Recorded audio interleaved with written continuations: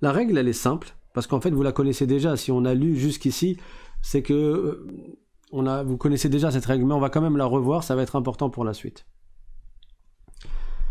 La règle concerne les deux dhamma que vous voyez ici. Kullama ulqiya fiha fawjun sa'alahum fawjun.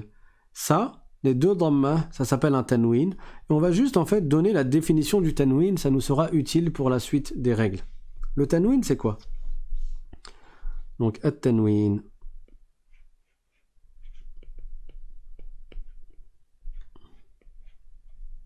Voilà, at-tanwin. C'est quoi le tanwin?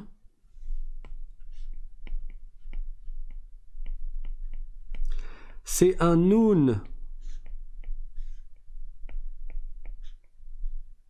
sakina, un noun avec un soukoun,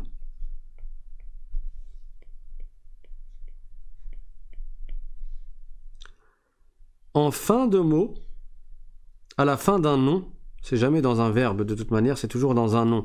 Donc on va dire à la fin d'un nom.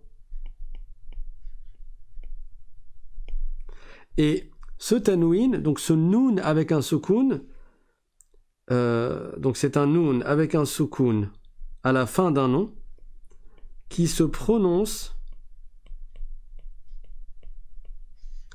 mais ne s'écrit pas.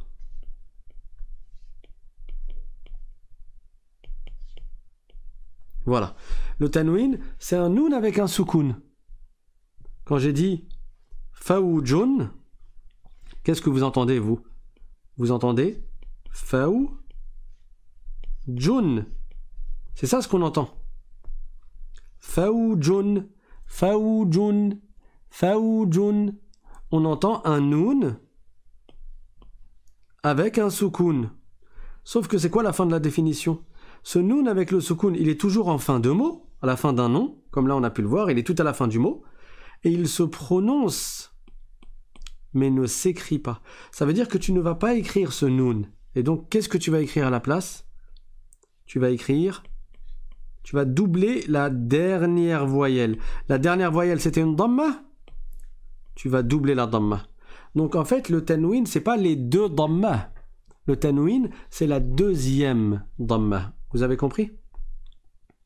Et cette deuxième dhamma, elle vient remplacer le noun avec le soukoun qui est à la fin du mot. Pourquoi c'est important de connaître cela, même si vous le savez déjà? Parce que il va y avoir plusieurs règles de tajwid qui vont s'appliquer. Alhamdulillah. Il va y avoir plusieurs règles de tanwin qui vont s'appliquer avec le noun sakina, le noun ayant un soukoun. D'accord? Il va y avoir plusieurs règles. Les règles de tanwin qui s'appliquent au noun avec un soukoun, elles s'appliquent également avec le tanwin. Voilà pourquoi il est important de connaître le tanwin. Donc là, ça va être tout simple. Vous savez déjà ce qu'est le tanwin, mais c'est une façon de poser la règle pour comprendre que tout ce qui s'appliquera plus tard au noun sakina s'applique également au tanwin, puisqu'on entend comme un noun sakina. Sauf qu'on ne le prononce pas. Donc si je veux écrire fawjan, qu'est-ce qu'on entend? On entend un noun avec un soukoun à la fin d'un nom, sauf que il ne s'écrit pas, donc je ne l'écris pas et j'écris fawjan. Ici pour le coup je rajoute un alif et je rajoute à la fatha une deuxième fatha. Cette deuxième fatha, cette double voyelle, cette deuxième fatha, c'est le tanwin. Vous avez compris? Pareil si j'écris fawjin. Nous on entend fawjin comme ça. Mais le noun sakina, c'est-à-dire le noun avec le soukoun, on ne l'écrit pas. Et donc, comment on va écrire? On va écrire juste avec un jim. Et au lieu de mettre un noun, on va mettre une deuxième kasra. Cette deuxième kasra, ça s'appelle le tanwin. C'est ce qui exprime le tanwin. C'est un noun sakina, je répète pour que comme ça vous aidera à mémoriser.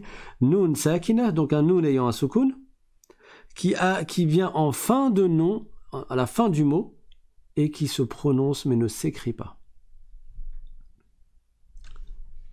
C'est bon?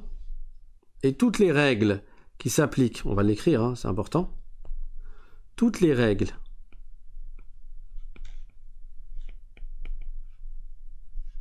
qui s'appliquent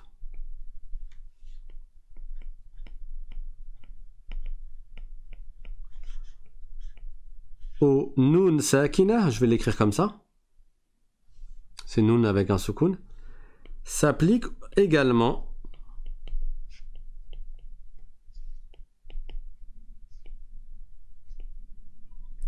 au soukoun. Qu'est-ce que je raconte? Ça s'applique également au tanwin. Voilà. Toutes les règles qui s'appliquent au nun sakina s'appliquent également au tanwin. Quand je vais vous dire, dans ce cas de figure-là, le nun sakina, on le prononce normalement, ben le tanwin, on le prononcera normalement aussi. Quand je vous dis, on ne fait pas un vrai nun sakina, mais on va préparer la lettre suivante et on va faire un son avec le nez, eh ben, s'il y a un tanwin, on dit la même chose. On ne prononcera pas le tanwin, mais on préparera la lettre suivante et on fera le son avec le nez, le naziman, la runna, etc., etc. Si je vous dis on fusionne le nun dans la lettre suivante, eh ben, si c'était un tanwin, on fusionne le tanwin dans la lettre suivante. D'accord ?